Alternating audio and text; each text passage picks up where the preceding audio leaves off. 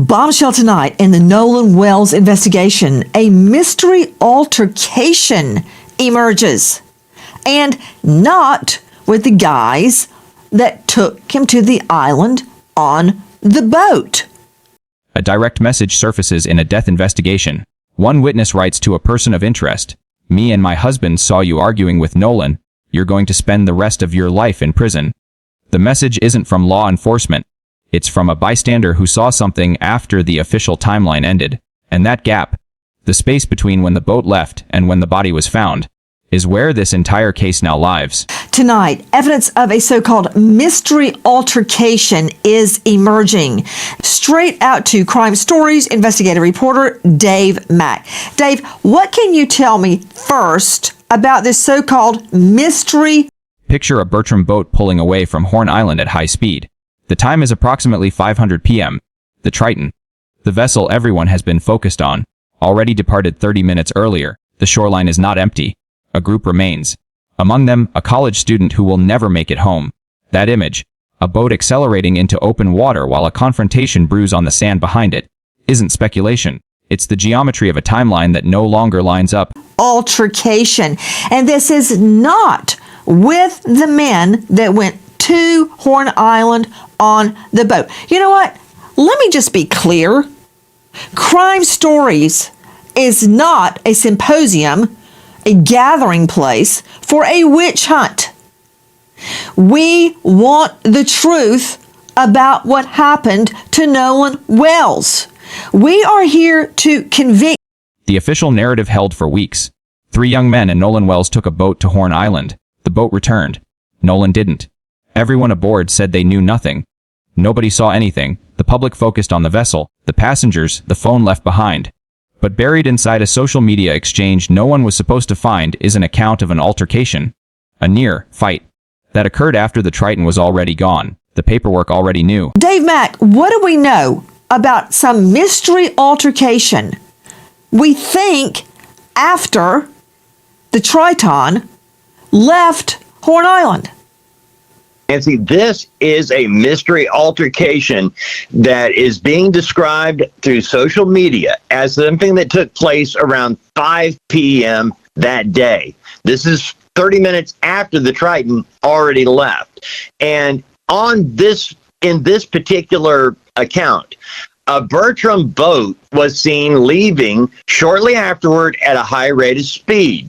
Now, this social media conversation claims that a person, one of the passengers, pretty certain Nolan Wells, was part of a group that was, quote, almost fighting around 5 p.m. Boop, boop, boop, boop. Here is what the record now shows. Dave Mack, an investigative reporter tracking this case, obtained direct messages describing an incident at roughly 500 p.m. on Horn Island. The Triton had departed at 14:30 p.m. The DMs placed Nolan Wells at the center of a heated dispute involving individuals who were never on that boat. A Bertram vessel, not the Triton, was seen leaving the island shortly after. The timeline fractures right there. Whoa, wait. Hold on, Nellie. Did you say 5 p.m.? Yes. Okay, the reason I jumped in, Dave Mack, is because 5 p.m., if Nolan was seen in an altercation at 5 p.m. on Horn Island, that's after the Triton, had already left. Let's see the boat, control room. We're talking about the boat leaving Horn Island. That boat. Had that boat already left when this altercation occurred? Dave Mack, that's a yes, no. Yes. Listen. But the person said in the DM to another kid that is associated, not any of the kids that I interviewed or talked to, but that could be associated to some degree, that knew Nolan. The math is not complicated. If the Triton left at 4:30 p.m. and an eyewitness account describes an argument involving Nolan Wells at 500 p.m., then Nolan was alive on that island for at least 30 minutes after the boat everyone's been scrutinizing was already gone. That doesn't exonerate anyone. It widens the frame. It adds witnesses who haven't been interviewed. It adds a boat that hasn't been tracked. And it raises the question no one asked in the first 72 2 hours who else was still there. That this person wrote a message saying, me and my husband saw you arguing with Nolan, and to the effect of you're going to spend the rest of your life in prison. Nolan and another person that he may have been in an argument with, to me, are people that need to be investigated. The message itself is unambiguous. A husband and wife report seeing an argument. The language directed at a potential witness includes the phrase, "You're going to spend the rest of your life in prison." That isn't a casual observation. That's someone who believes they saw evidence of a crime, and yet the investigation has spent months laser focused on one boat, one group, one version of events. The DM sat in an inbox while search warrants were written for the wrong timeline. Telling the truth. Sure. I wanted to talk about this mystery altercation. If it happened at 5 p.m., that boat was already gone. Now, Well, as you're much right. as some people want to hang the young guys on the boat, I want to make sure we hang the right person. If there is a mystery altercation after that boat left, we need to be investigating that altercation. Nancy Grace zeroes in on this discrepancy in real time. Her logic is forensic. If an altercation occurred at 500 p.m., the Triton is out of the equation. The boat had already left. Whatever happened next involved people who were not on that vessel. She states it plainly. As much as some want to hang the young men on the boat, you have to make sure you hang the right person. That's not a defense. That's an instruction to follow the evidence where it actually leads. There's a specific timeline Put from him what I up. read. Put him They up. needed assistance on their boat. They left at 4:30. You They had just called gave me CTO. a chill down my spine. You can't there introduce is- something because people say, I don't care what people say, on either side. No. They mean nothing Yeah. to me. What? Nancy, that's the problem when we have things like podcasts today and people who are not qualified to talk about serious things like this. They're not experts. They want to get likes. Law enforcement is going to keep information. The 3 young men on the Triton have a documented timeline. They needed assistance on their boat. They departed at 4:30 p.m. Their movements after leaving Horn Island are known. But the individuals who remained on the island, the ones described in the DMs, have no public timeline. Their boats, their departure times, their cell phone data. None of it has been subjected to the same scrutiny. The investigation has been asymmetrical by design or by oversight. The paperwork already knew. If this happened, and forget about the girl, I'm talking about the altercation. Cheryl McCollum, come on. He dies. Nobody sees him. The others get back safely. Now we're hearing about an altercation afterwards. And I'm not ruling out that he was on that boat when they left. But now I'm hearing about an altercation. When you can't tell the truth of what's happening, look at who was angry. Look if there was an altercation. I don't know what happened, but when I hear altercation after the Triton left, I've got to go there. Nancy Grace doesn't hide the stakes. A young man dies on an island. Everyone else gets back safely. Nobody sees anything. And now there's evidence of an altercation after the main boat left. She says directly, "When I hear altercation after the Triton left, I've got to go there. You got to look at it. You absolutely cannot ignore it." That's the thesis of the entire case. Whether law enforcement looked or whether they looked only where it was easiest to look. You got to look at it. You absolutely cannot ignore it. But one thing we already know from the second autopsy, they would have mentioned if he had any type of injury to his knuckles, if he had been in a fight. We didn't hear anything about abrasions or bruising or any type of injury that would be indicative of somebody that is a college football player. fighting somebody. Okay, now I've just told everybody that you're a forensic expert. Enter the forensic expert. Cheryl McCollum, a respected investigator with Cold Case Investigative Research Institute, pushes back. She argues that the second autopsy showed no abrasions on Nolan Wells's knuckles, no bruising on his hands, no defensive injuries consistent with a fight. Her conclusion, if there was an altercation, the body doesn't show it. That's a clean evidence-based counter-argument, but it's also where the interview detonates. Joe Scott Morgan, let's refresh Cheryl McCollum's recollection. That's what you say in court when obviously the witness is gone off the rails. Your Honor, pause, Your Honor, objection. May I refresh the witness's recollection? In other words, get it together. Don't you remember what we just talked about before you got on the stand and you give them a piece of paper and go, Can we see that the drawings on the autopsy control room? Joe Scott, there's a big, thank you. There's a big honking mark, subcutaneous, deep reddening tissue on his occipital. If I hit somebody in the back of the head, it'd be right there. We don't know what that is. Joe Scott Morgan, a death investigator with over 10,000 death scenes, joins the discussion.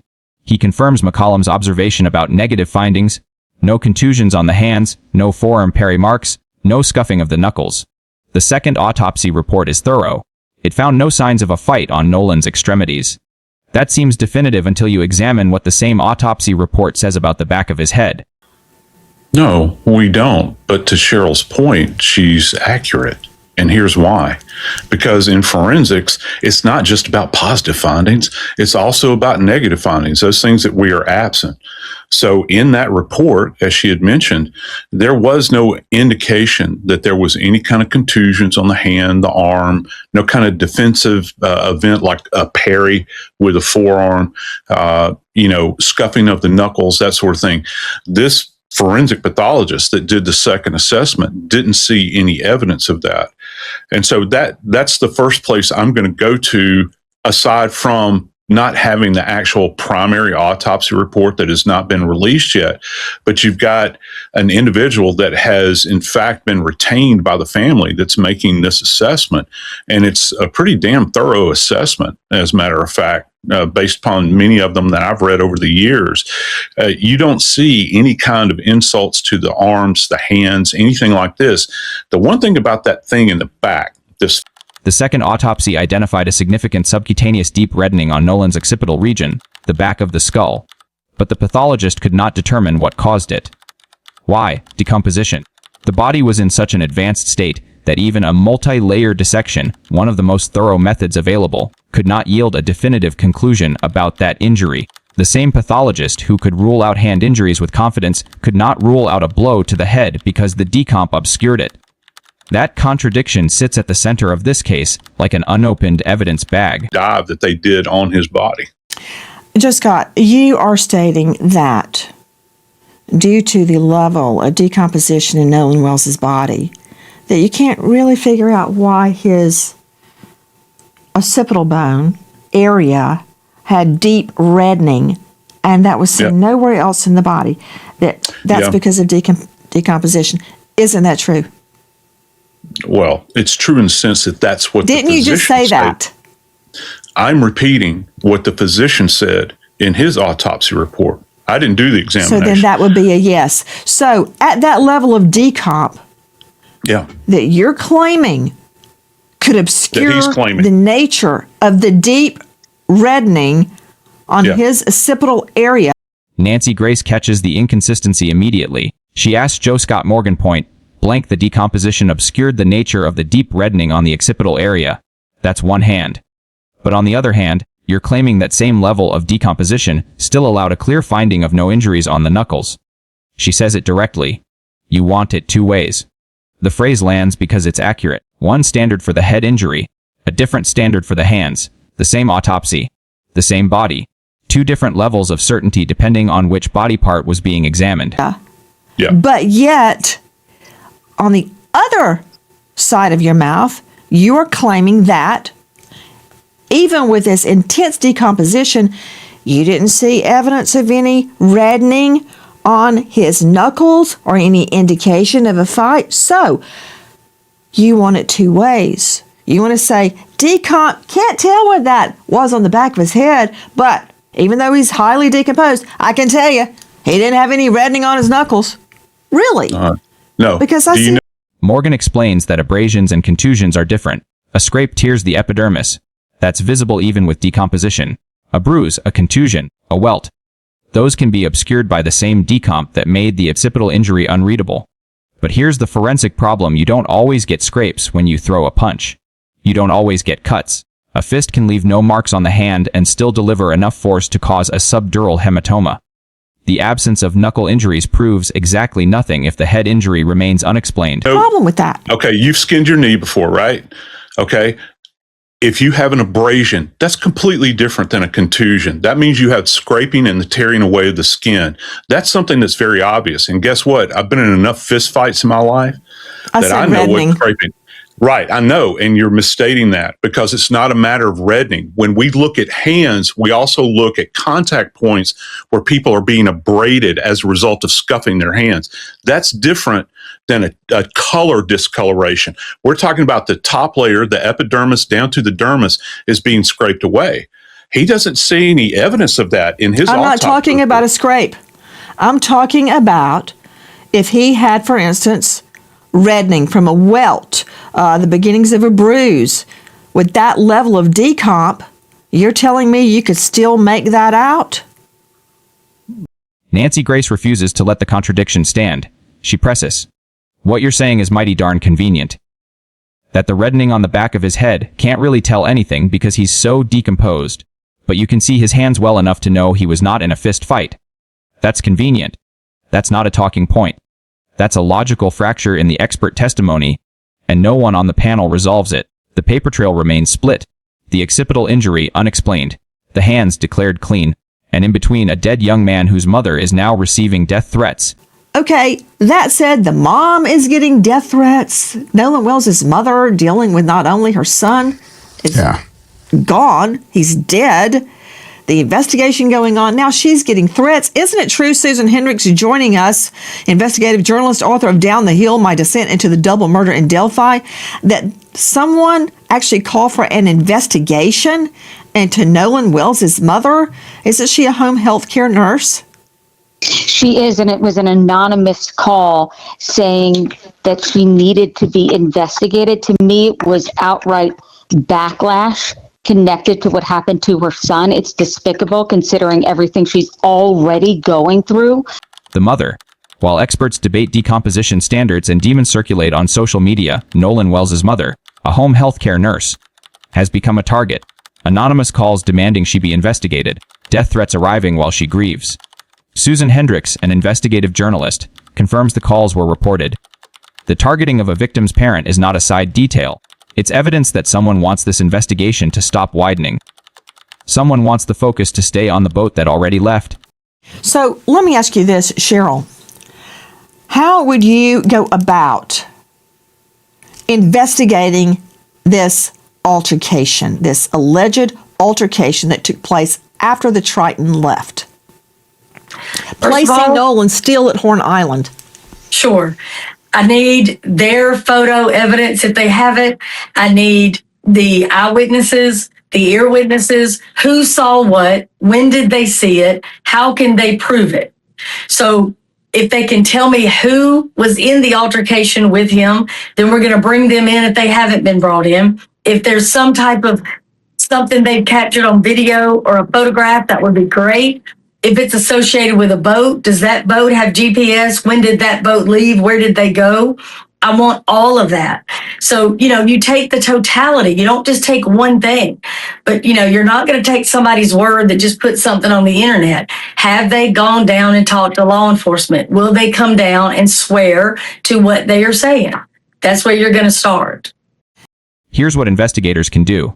Cheryl McCollum lays out the roadmap: obtain photo evidence if it exists, locate eyewitnesses and ear witnesses, determine who was in the altercation, track the Bertram boat via GPS, establish its departure time and destination, bring in everyone who remained on the island after 4:30 p.m. for sworn statements. That's not a wish list. That's standard protocol for a death investigation with conflicting timelines. Whether any of it has been done is the question this case now asks.